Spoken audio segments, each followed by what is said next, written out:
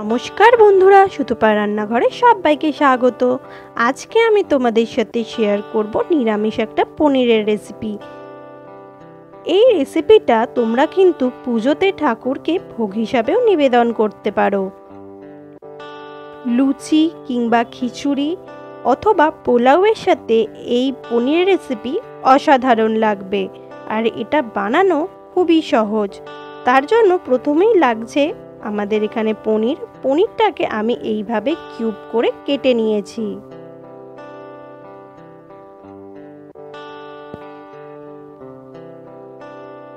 তারপরে নিয়ে নিয়েছি ক্যাপসিকামটাকেও এইভাবে কিউব করে করে কেটে নিয়েছি। রান্নাটা করব সাদা তেলে, তাই পরিমাণ মতো তেল নিয়ে নিলাম। তারপরে একটা একটা করে পনিরের কিউব আমি কিন্তু তেলের মধ্যে দিয়ে দিলাম।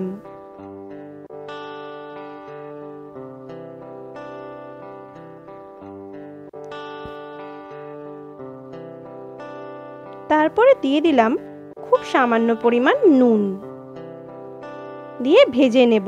আমি পনিরগুলোকে একটু কড়া করে ভেজেছি, তোমরা চাইলে কিন্তু হালকা করেও ভাজতে পারো।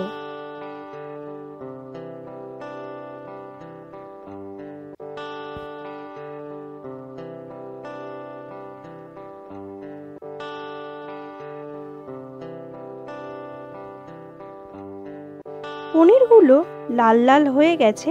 এরপরে সমস্ত পনিরগুলো অল্প অল্প করে আমরা তুলে নেব। সেই তেলে দিয়ে দিলাম খুব সামান্য পরিমাণ 1 চামচের মতো বাটার গলে গেলে গোটা জিরে ফোড়ন ও 3টে কাঁচা লঙ্কা আমি দিয়ে দিয়েছি। সেটাকে খুব ভালো করে মিশিয়ে নেব। ফোড়ন থেকে সুগন্ধ বেরিয়ে এলে দিয়ে দেব আদা বাটা। আদাটাকে তেল ও মাখনের সাথে খুব ভালো করে মিশিয়ে নেওয়ার পরে দিয়ে দেব কুচানো ক্যাপসিকামগুলো। সমস্ত মশলা খুব ভালো করে মিশিয়ে নেব।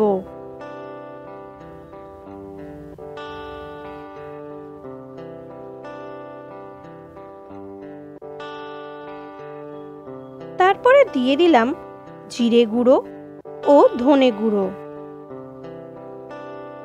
সেটাকেও খুব ভালো করে মিশিয়ে নেব ক্যাপসিকামের সাথে।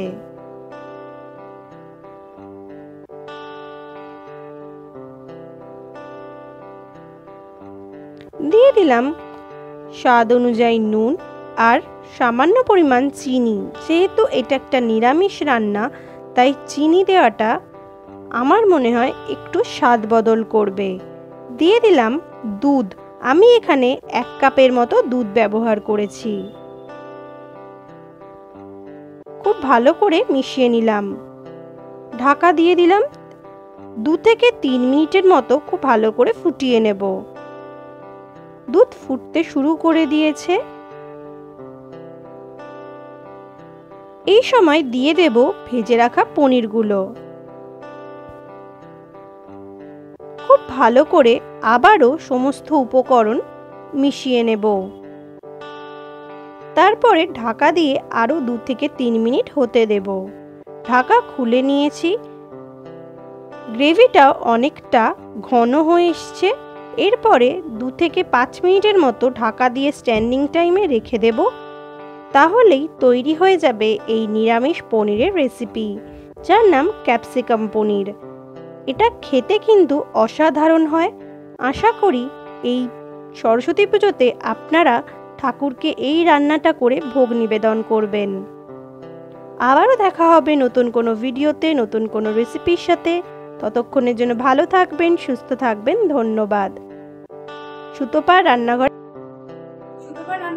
এই রেসিপিটি যদি আপনাদের ভালো লাগে তাহলে অবশ্যই ফেসবুক থেকে যদি দেখে থাকেন পেজটাকে একটা লাইক করবেন, ফলো করবেন, আর ইউটিউব থেকে দেখে থাকলে চ্যানেলটাকে সাবস্ক্রাইব করবেন, কমেন্ট করবেন, আর অবশ্যই পাশে থাকবেন আর বন্ধুদের সাথে শেয়ার করবেন যদি রেসিপিটা ভালো লাগে।